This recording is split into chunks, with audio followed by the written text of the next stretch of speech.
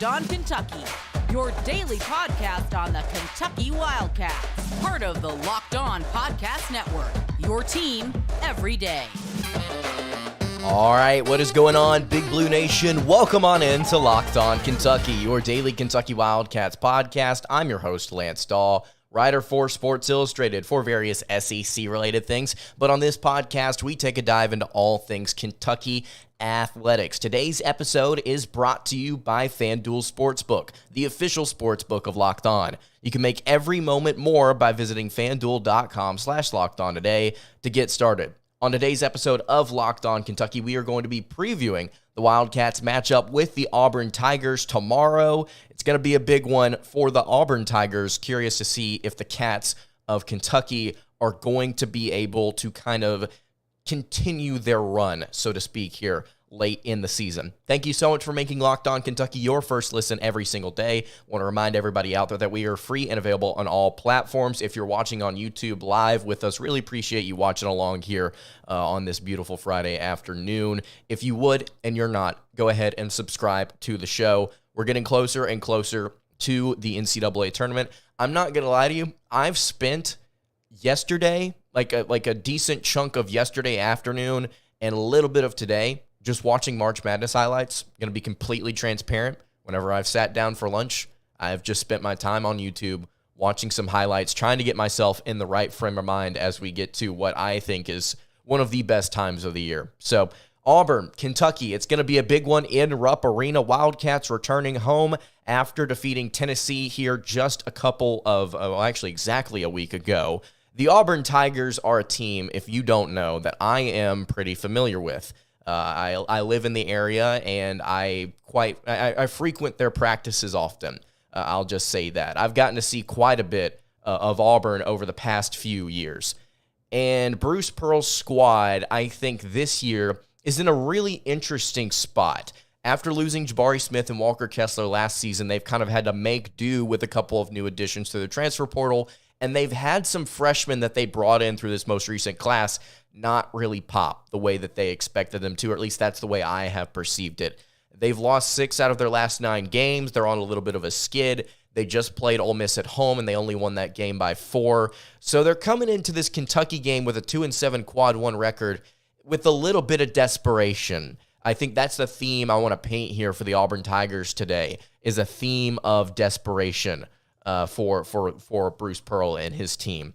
They need a resume-building win to kind of help themselves on the seeding line in the NCAA Tournament. So whenever you think of this game, you think of Kentucky dominating the Tigers at home for what has felt like forever, right? This Auburn team is interesting because of the way that they individually match up, I think, with the Wildcats at different spots, and I'm going to dive into that as we progress through today's show. But as a whole, if you look at Auburn statistically and what they do, they're a solid defensive team, they're really good defending the perimeter, and they are a terrible offensive team at times. Now, they can get to the rim and they can score, which may pose a problem to Kentucky in this game. I'll get to that in a second. But overall, I think this is a good, not great basketball team. With Kentucky playing them at home, I favor them in several spots, obviously momentum and energy being one of those. But as a whole, I have respect for Auburn and what they're doing right now in terms of just trying to battle through this stretch. They lost to Tennessee by 3. They lost to Texas A&M by 5.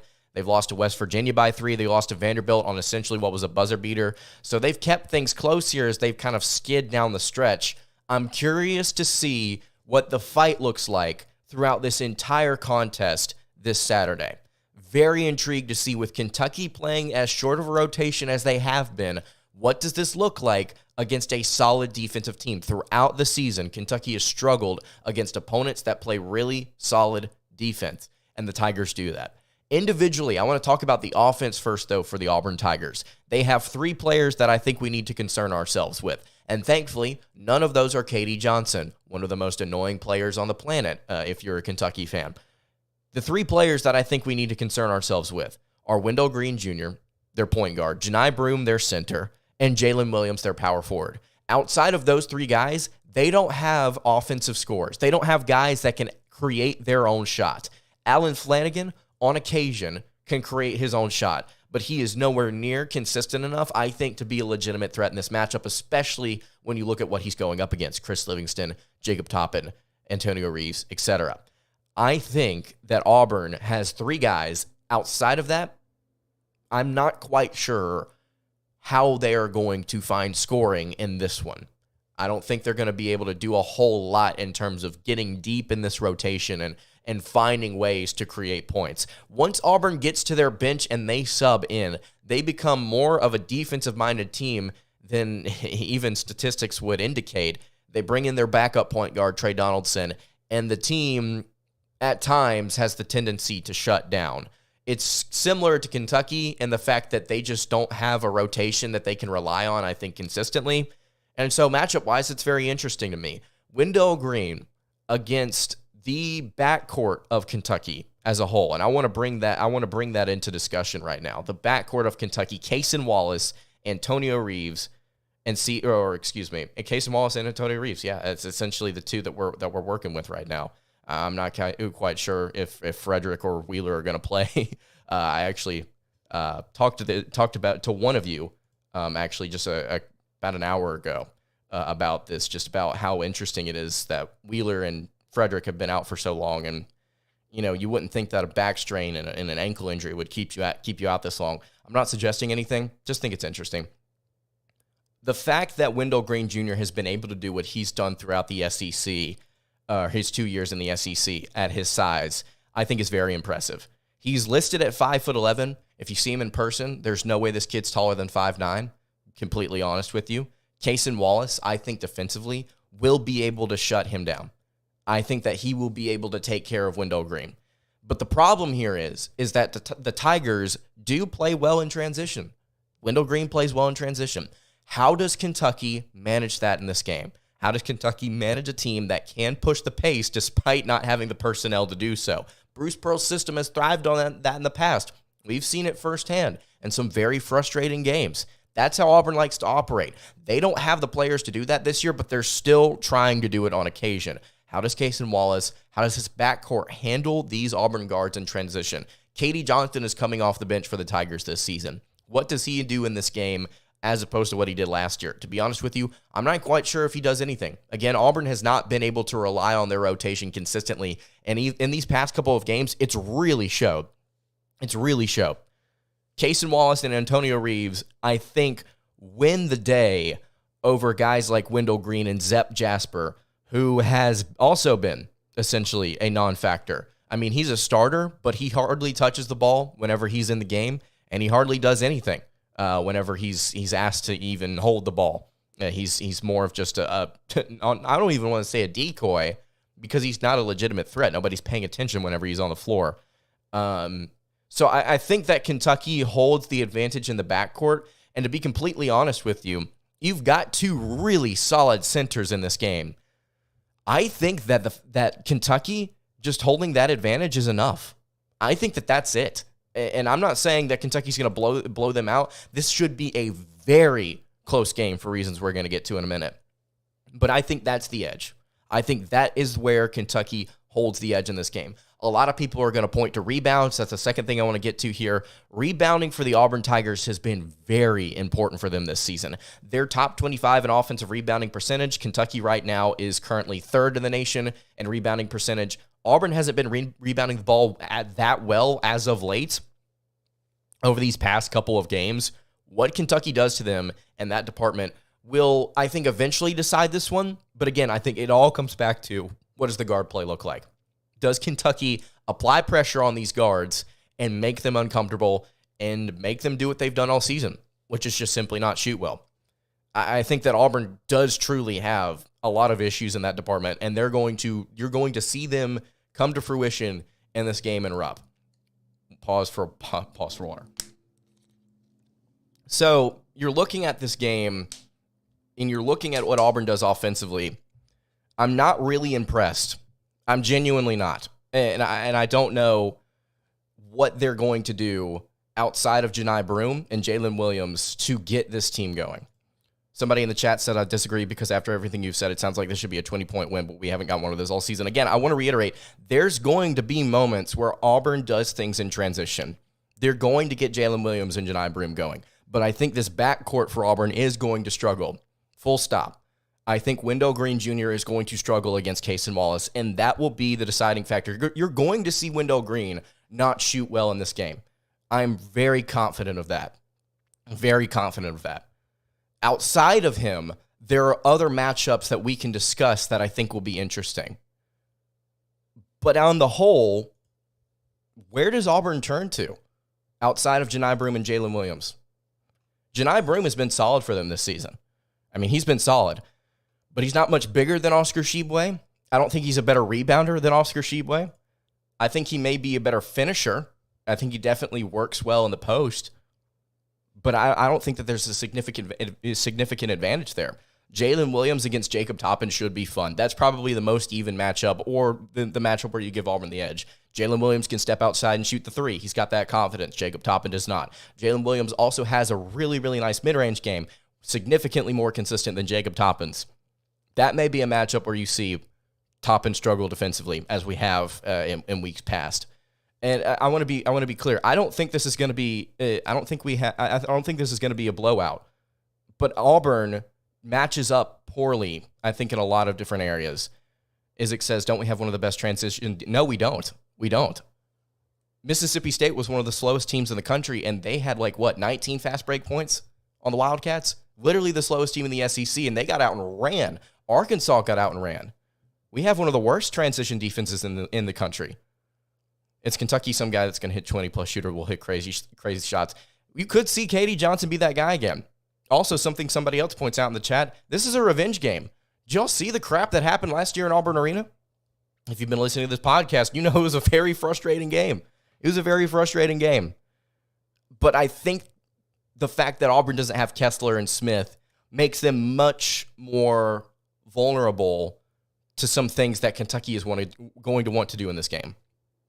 I want to talk about the defense for the Wildcats. I want to talk about what Auburn may try and do in response to what Kentucky is going to try and attack them with in just a second. Before we do that, though, I want to tell you guys about our friends at FanDuel. The midway point of the NBA season is here, and now is the perfect time to download FanDuel. It's America's #1 sportsbook because new customers get a no-sweat first bet up to $1,000, and that's bonus bets back if your first bet doesn't win. All you have to do is download the FanDuel Sportsbook app. It's safe, secure, and super easy to use. You can bet on everything from the money line, point scores. They've got player props, so many more exclusive bets on top of that. Plus, FanDuel even lets you combine your bets for a chance at a bigger payout with a same-game parlay. So, don't miss the chance to get your no-sweat first bet up to $1,000 in bonus bets when you go to FanDuel.com/lockedon. That's FanDuel.com/lockedon to learn more. You can make every moment more with FanDuel, an official sports betting partner of the NBA.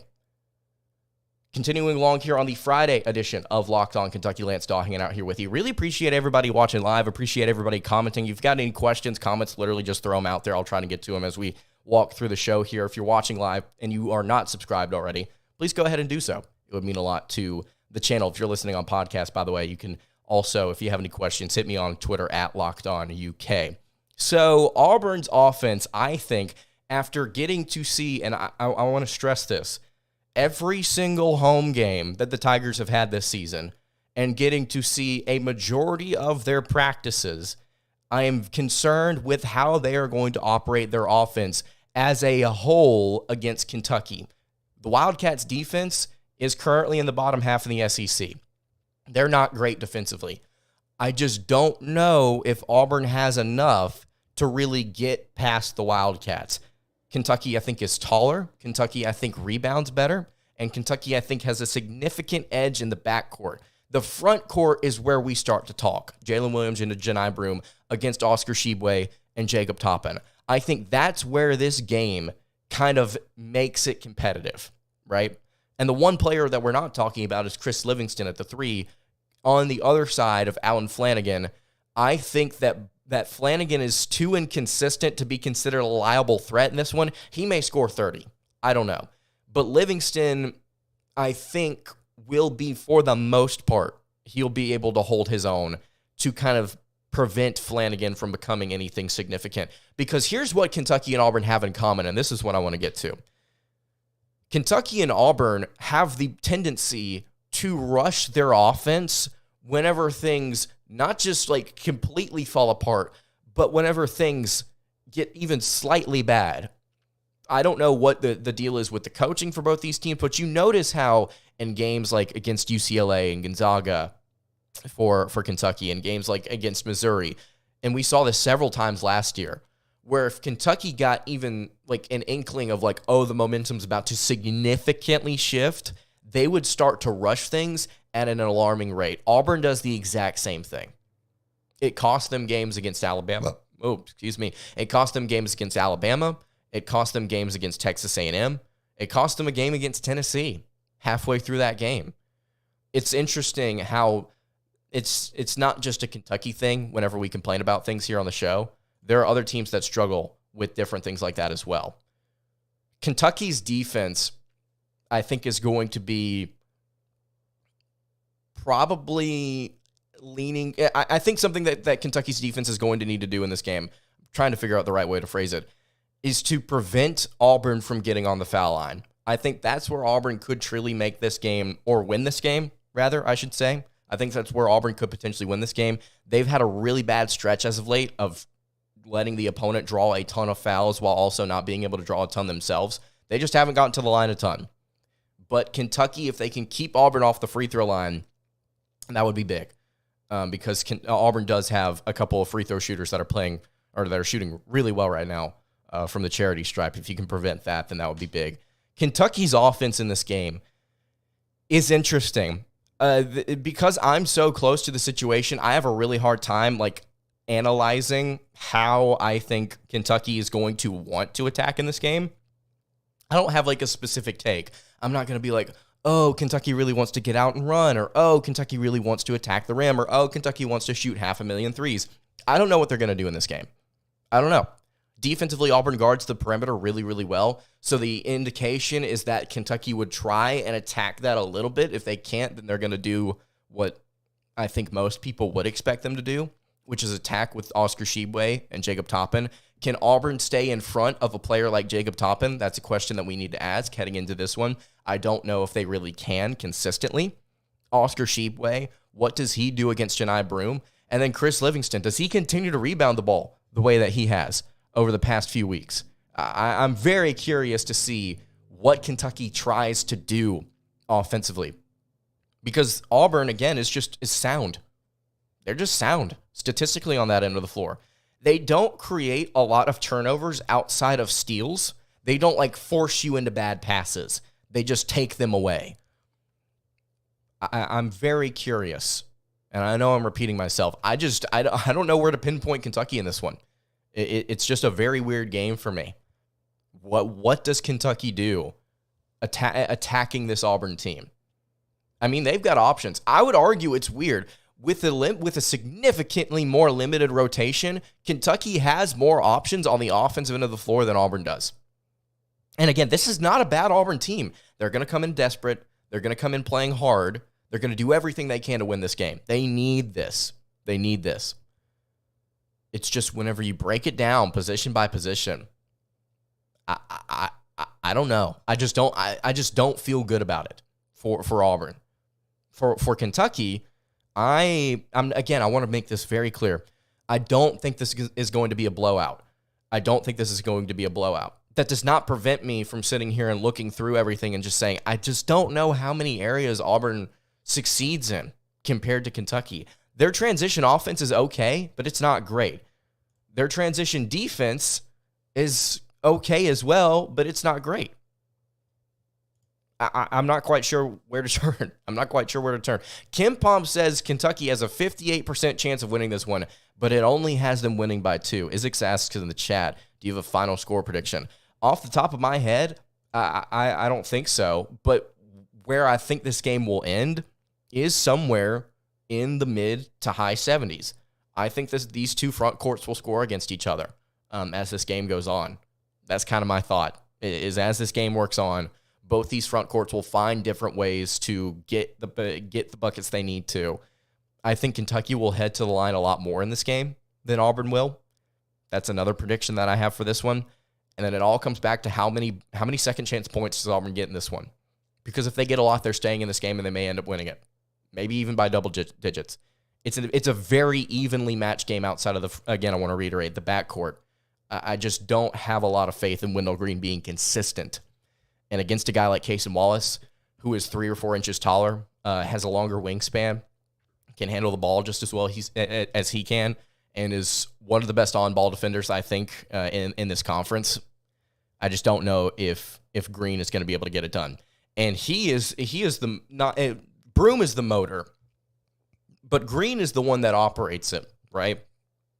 He's not a ball hog, but he's the one that controls the offense. If you shut him down, the rest of the offense is going to suffer. So I would say somewhere in the mid to high 70s, Isaacs. I don't have a final. I think Kentucky wins by somewhere between 6-2. Somewhere between 6 and 2 points. I think it's going to be a tight one, but I think the Wildcats eventually do pull it out. Before we wrap things up here on the show, and I know that we've been going for quite a long time on this preview, I want to briefly touch on the bracketology that was just released today. Joe Lunardi, ESPN, CBS Sports, Jerry Palm, they both updated their brackets. By the way, I really appreciate the responses from you guys on yesterday's show saying that you would, yes, in fact, be down for a bracket pool. So I'm going to make sure to create that, and then we'll have a live stream where we go together, we go through, and we create our own bracket. I think that would be a lot of fun as well. But Kentucky right now currently is still on that 8 seed line. They're currently as an 8 seed. They'd be playing against Boise State, and then they'd be playing Purdue. Give me Boise State, please. Please give me Boise State. Give me a group of 5. Give me a mid-major conference, please. I'm begging. Give me one of those as the 9 seed, so that Kentucky can maybe have a chance of facing an opponent that they can take down in the second round. I also want to point out that Auburn is currently listed as a 10 seed, so this is like a desperate game. Again, I think we need to really emphasize this is a desperation game. In Jerry Palm's bracketology, Kentucky is also an 8 seed, and they would be facing off against Iowa. If you've seen the way Iowa's playing right now, you would take this game in a heartbeat because that team has gone cold offensively. I would take that. I would not want to play Houston in the second round, but dang, I'd take Iowa right now on that 8-9 seed line. And if you somehow upset a 1 seed, I mean, this tournament this year, you look at some of these teams that are up that are higher up. I just don't know, man. It seems very wide open, and we've seen how these tournaments these last few years have gone. Just a ton of upsets, and we know. But man, I think if Kentucky just finds a way to get to the Sweet 16, there's a lot that could happen for the Wildcats. And I'm not saying, oh, Kentucky's going to win the national title or whatever. I'm just saying, like, this field has the ability to go haywire at any given moment. If I had to guess, I'd say 78-68 Kentucky overall. But yeah, I don't think that's far-fetched. Z-Rant says depends on what Kentucky team shows up, a USC or South Carolina, Georgia team, or Tennessee A&M team. I'm thinking the most inconsistent team ever. Yeah, for all of Auburn's inconsistencies, I don't think I've harped enough about what Kentucky's been doing this season as far as inconsistent play on both ends of the floor. To be fair, I mean, this team, I think they understand their position currently, is that they need to win some of these games. They need to beat Auburn. They need to beat Vanderbilt if they want to continue to hold their spot in the SEC tournament as that 3rd seed, and they want to work their way up the seed line, which I think they do. It's the refuse to lose mentality. They've won 3 straight. You're right, though. That's before the Arkansas and the Georgia losses. What team shows up? I think this team is mentally prepared for this one. At least I hope so. Who knows? They could end up losing by 40. MC says, if you talked about Frederick availability for tomorrow, sounds like there's some expectation he's back tomorrow. I talked about how I listed him as somebody that could be, thankfully coming off the bench to relieve Cason Wallace or Reeves in this one. Not necessarily. I'm not necessarily hyped up about Frederick coming in and doing whatever he does. I'm hyped up about the fact that thank goodness we have some break in this rotation, so that these kids are not killing themselves physically heading into the most important stretch of the season. This is it. But again, like I said earlier in the show, I don't know if he's going to play. I would like to see him play, again, just for what they do rotationally. But I don't know. So yeah, that's kind of my thoughts on that. Are there any other questions you guys have before I head out? Because this is a big one. I'm going to have my eyes on it. I believe it's at 4 p.m. Eastern tomorrow. It's going to be a big one. Very excited about it. So, you know what? I think that's about it for today's episode of Locked On Kentucky. Again, I really appreciate all you guys watching on the live. If you are not subscribed, again, to the YouTube channel already, please go ahead and do so.